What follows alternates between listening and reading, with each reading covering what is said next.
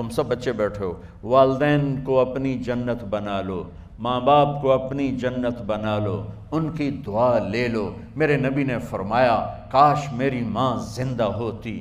ماں کا خاص طور پر منشن کیا، میری ماں کیوں کہ باپ کو تو دیکھا ہی نہیں، اور ماں کو دیکھا ہے 6 سال۔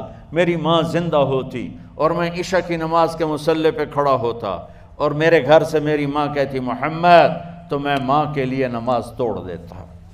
میرا نبی کہہ رہا ہے۔ اور جب آپ حج پہ تشریف لے گئے اور ابوا کے میدان سے گزرے جہاں میرے نبی کی والدہ کا انتقال ہوا تھا، اس بات کو 57 سال گزر چکے ہیں۔ 6 برس کی عمر میں مدینہ سے نکلے 3 افراد، میرے نبی کی ماں، میرے نبی کے والد کی باندی ام ایمن، وہ بھی ماں ہیں، انہوں نے بھی دودھ پلایا تھا میرے نبی کو۔ 2 مائیں ہیں، ایک دودھ پلانے والی، ایک پیدا کرنے والی، اور ایک میرے نبی ہیں۔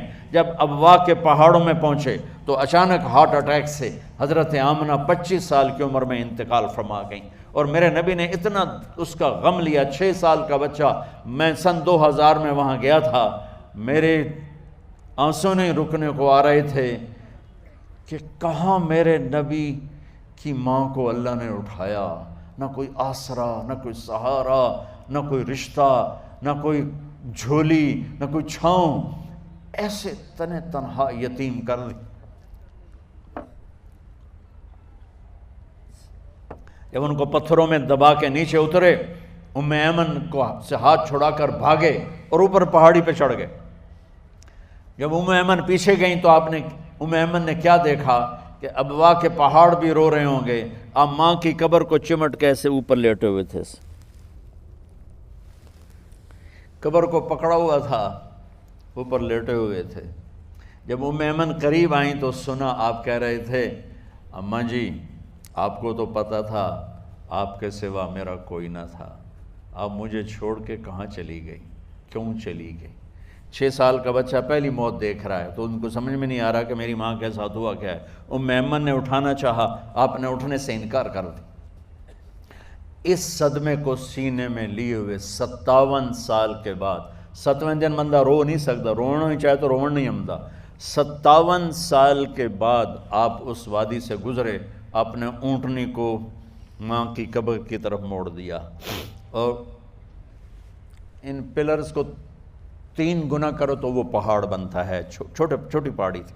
اونٹنی کو نیچے بٹھایا، اوپر پہاڑ پر گئے، اور یہ مجھے دیکھو، یوں آپ نے گھٹنے کھڑے کیے ماں کی قبر کے سرانے، اور یہ ہاتھ یہاں رکھے، اور پھر سر دیا اپنے گھٹنوں میں یوں،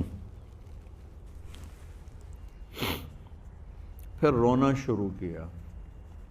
اتنا روئے، اپریل کا مہینہ تھا، دھوپ سر پہ پڑ رہی تھی، ہم تو ٹھنڈی دھوپ میں بیٹھے ہیں، شدید دھوپ میں بیٹھے تھے، اور اس کنڈیشن میں یہ بچوں کا سٹائل ہوتا ہے، جب لمبا رونا ہو تو وہ یوں بیٹھتے ہیں سر اندر دے کر۔ اتنا روئے کہ آپ کی داڑھی ساری آنسوؤں سے بھر گئی، سینہ تر ہو گیا، احرام تر ہو گیا، اور کئی گھنٹے بیٹھ کے روتے رہے۔ 2 جہان کے سردار ہو کر تمنا کر رہے ہیں کاش اماں تو زندہ ہوتی، تو مجھے کہتی محمد میں تیرے لیے نماز توڑ دیتا۔ اور میرے نبی نے، یہ بچیاں غور سے سنو، میرے نبی سے پوچھا گیا یا رسول اللہ قیامت کب آئے گی؟ آپ نے فرمایا یہ تو اللہ کو پتہ ہے۔ نے کہا یا رسول اللہ کوئی نشانی بتا دیں؟ تو آپ نے فرمایا جب بچیاں ماؤں کو ذلیل کریں گی تو قیامت آ جائے۔ جب بیٹیاں ماؤں کے ساتھ بدتمیزی کریں گی اور ماؤں کو ذلیل کریں گی تو قیامت آ جائے گی۔ ایک ماں بیٹی کو میں بھول نہیں سکتا، ماں کے موٹے موٹے آنسو گر رہے تھے، اور بیٹی ماں سے کہہ رہی تھی بھوک نہیں، ہماری اپنی پنجابی زبان، بھوک نہیں، اوئے ہوئے ہوئے ہوئے، یہ تو ہم نوکر کو کہتے ہوئے ڈرتے ہیں، وہ ماں سے کہہ رہی تھی بھوک نہیں، یعنی بکواس نہ کر، روا کے چپ، صرف آنسو اس کے گر رہے تھے ایسا۔ شاید وہ یاد کر رہی تھی کہ 9 مہینے کیسے اس کو میں نے پیٹ میں پالا، جنتے ہوئے کتنی تکلیفوں سے گزری، اور اس کو دودھ پلاتے ہوئے کتنی راتیں میں نے کاٹ کاٹ کے گزاریں، اور اس کے پیشاب دھوتے ہوئے کتنی دفعہ میں سردی میں ٹھٹھری، اور آج یہ مجھے کہہ رہی ہے بھوک نہیں۔ اس لیے میرے نبی نے فرمایا جس نے ماں باپ کو دکھ دیا، سنو غور سے بچوں سارے سنو، جس نے ماں باپ کو دکھ دیا اس پہ اللہ کی لعنت، اس پہ فرشتوں کی لعنت، اس پہ زمین آسمان کی لعنت، نہ ان کی نماز قبول ہے، نہ روزہ قبول ہے، نہ صدقہ قبول ہے۔ میرے نبی کی زندگی کا دوسرا روپ حقوق العباد، نماز حقوق اللہ میں آ جاتی ہے، میں حقوق العباد کی تھوڑی سی وضاحت کر رہا ہوں۔ ماں باپ زندہ ہیں تو دعا لے لو۔ والدین سے کہتا ہوں بچوں کو عزت دو، جہاں اولاد ماں باپ کے حقوق ہیں وہاں اولاد کے حقوق ہیں، اولاد کو عزت دو، اولاد کو عزت دو، اولاد کو عزت دو۔ بہت سی اولاد کی نافرمانی کا ذریعہ ماں باپ بن رہے ہیں، سختی کر کے، زبردستی کر کے اور ٹھونس کر چیزیں نوکروں کی طرح سلوک کر کے۔ میرے نبی کے گھر میں جب بیٹی فاطمہ ملنے کے لیے آتی تھیں تو میرے نبی بیٹھے نہیں رہتے تھے، یا اب چیئر پہ بیٹھے ہوئے بی بی فاطمہ آ گئی، اب زمین پہ بیٹھے ہوئے ہیں بیٹی آ گئی، اب چارپائی پہ لیٹے ہوئے ہیں بیٹی آ گئی۔ میرے نبی کیا کرتے تھے؟ کھڑے ہو جاتے تھے، کھڑے ہو جاتے، ایک دم کھڑے ہو جاتے تھے، اور پھر کھڑے نہیں رہتے تھے، تیزی سے آگے بڑھتے تھے اور حضرت فاطمہ کا ہاتھ پکڑ لیتے تھے۔ یہ والدین غور سے سنو، حضرت فاطمہ کا ہاتھ پکڑ لیتے تھے اور ہاتھ پکڑ کے مجھے دیکھو یوں بوسہ لیتے تھے، بیٹی کا بوسہ لیتے تھے، پھر ہاتھ چھوڑتے نہیں تھے، ہاتھ پکڑے پکڑے لاتے لاتے لاتے ان کو چارپائی پر پہلے بٹھاتے تھے پھر خود بیٹھتے تھے۔ یہ باپ اور رسول ہو کر بیٹی کو یہ عزت دیتے تھے۔ پھر وہ جنت کی عورتوں کی سردار بنی، پھر وہ جنت کے سرداروں کی ماں بنی، پھر وہ اللہ کے شیر کی زوجہ بنی۔ تو والدین سے کہتا ہوں کہ اپنے بچوں کو عزت دو، عزت دو، عزت دو، عزت دو۔ پھر آپ سے زندگی کے بڑے فیصلے ہیں شادی۔ اب لوگ اکٹھے پڑھتے ہو لڑکے لڑکیاں، اپنی شادی کے فیصلے خود نہ کرو، اپنے ماں باپ کے حوالے کرو۔ اس میں شرافت بھی ہے، اس میں برکت بھی ہے، اس میں رحمت بھی ہے، اور اس میں والدین کی دعائیں بھی ہیں۔ کورٹ میرج کو ہوا نہ دو، boyfriend girlfriend culture ہمارا نہیں ہے۔ میرے نبی کے طریقے میں مرد اور عورت کا صرف نکاح سے تعلق ہے، اس کے علاوہ سب جہنم کی آگ ہے۔ اور والدین سے کہتا ہوں کہ اپنے بچوں سے پوچھ کے رشتے کرو، زبردستی مت کرو۔ میرا معاشرہ بہت سنگین قسم کے جرم کا شکار ہے، بچوں پہ مسلط کر دیتے ہیں، ایتھے ہی کرنی ہے، ایسے جٹائیں چی کرنی ہے، بٹائیں چی کرنی ہے، پتہ نہیں آئے کتوں ہیں جٹ بٹ۔ چلو تم ناراض نہ ہو، راجپوتائیں چی کرنی، میں راجپوت ہوں، میں اپنی قوم کو بھی رگڑ دیتا ہوں، راجپوتائیں چی کرنی، اگاں کرنی ہی کوئی نہیں۔ یہ ظلم و ستم اولاد پہ مت کرو، اپنی بچی سے پوچھو، اگر بیٹی ہاں کرے تو پھر قدم اٹھاؤ، اگر بیٹی کہہ دے میں نہیں کرنا چاہتی تو وہ نافرمان نہیں ہے۔ اللہ کے واسطے میری سنو، صرف تم نہیں سن رہے ہو، اس کیمرے سے لاکھوں کروڑوں لوگ سن رہے ہیں۔ اگر بیٹا یوں کہہ دے کہ ابا میں نے یہاں شادی نہیں کرنی، میرا جی نہیں چاہتا ہے، تو وہ بیٹا نافرمان نہیں ہے، فرما بردار ہے، اس نے شریعت کا حق استعمال کیا ہے۔ اب ایسا ظلم مت کرو کہ نہیں اتھے ہی کرنی ہے، اتھے گھروں نکل جا۔ زندگی تم نے تو نہیں گزارنی، زندگی تو بچے نے گزارنی، میں قربان جاؤں۔ ایک حدیث سنو پہلے، پھر اگلی بات سنا تو ما تزوجت وما زوجت الا بوحی من السماء نزل به جبریل۔ لوگو سنو، میں نے جہاں شادی کی، میں نے جہاں بیٹی کی شادی کی، پہلے آسمان سے جبریل فرشتہ اللہ کا حکم لے کر آیا، پھر میں نے قدم اٹھایا۔ سمجھ گئے میری یہ بات؟ سمجھ گئے سارے؟ اب اگلی سنو، حضرت علی فاطمہ کا رشتہ لینے آ گئے، اور جبریل ان سے پہلے آ گیا کہ یا رسول اللہ فاطمہ علی کے لیے ہے۔ باپ محمد مصطفیٰ جیسا ہے، رشتہ مانگنے والا علی جیسا ہے، اور بیٹی فاطمہ جیسی ہے۔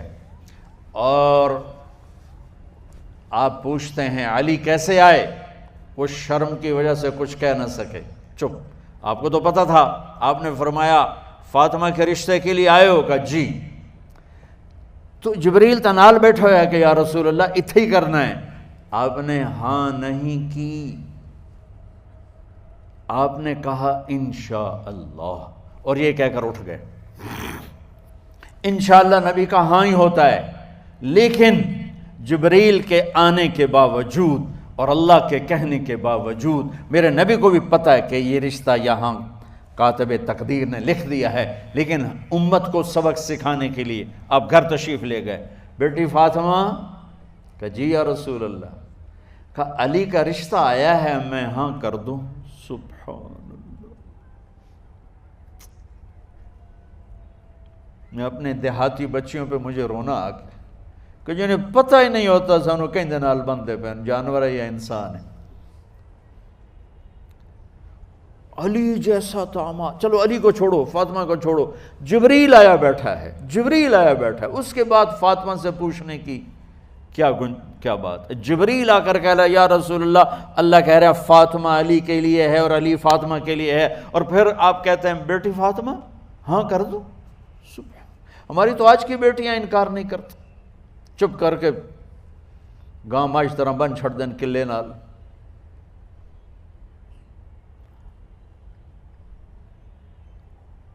کوئی ان کے اندر کے جذبات کو سننے والا کوئی نہیں ہوتا، اپنی انانیت پر یہ فیصلے کرتے ہیں، اور میرا نبی کہہ رہا بیٹی ہاں کر دو۔ سبحان اللہ۔ آپ کا کیا خیال ہے فاطمہ نے انکار کرنا تھا؟ یہ تو یہ بیٹیاں نہیں انکار کرتی تو فاطمہ نے کہاں کرنا تھا؟ لیکن یہ سبق دینا تھا ان والدین کو جو نادانی میں نادانی کے فیصلے کر کے اولاد کو ہمیشہ ایک ٹھنڈی آگ میں دھکا دے دیتے ہیں۔ حضرت فاطمہ رضی اللہ تعالیٰ عنہا نے جب ہاں کی پھر آپ باہر نکلے۔ اچھا مزے کا واقعہ ہو، حضرت علی اٹھ کے باہر نکلے تو صحابہ باہر کھڑے انتظار کر رہے تھے کہ کیا ہوا۔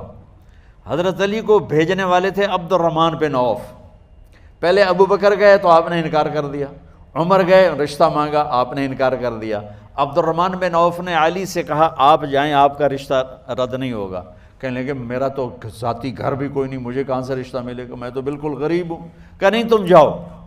تو واپس آتے انہوں نے عبد الرحمن بن عوف پہ چڑھائی کر دی، ویکھیا ہے نا تو مینوں گلے آئی، انکار ہو گیا۔ تو صحابہ نے پوچھا کیا ہوا؟ کہا کچھ کہا ہی نہیں، چپ کر کے اٹھ گئے۔ تو عبد الرحمن بن عوف کہنے لگے کچھ بولے صحیح، کہ بس اتنا کہا انشاءاللہ کا تو مبارک ہو، نبی کا انشاءاللہ ہاں ہوتا ہے۔ کہا اچھا، تو اتنے میں آپ باہر تشریف لے۔ کہا علی، کہا جی، کہا لو بلاؤ، لوگوں کو بلاؤ۔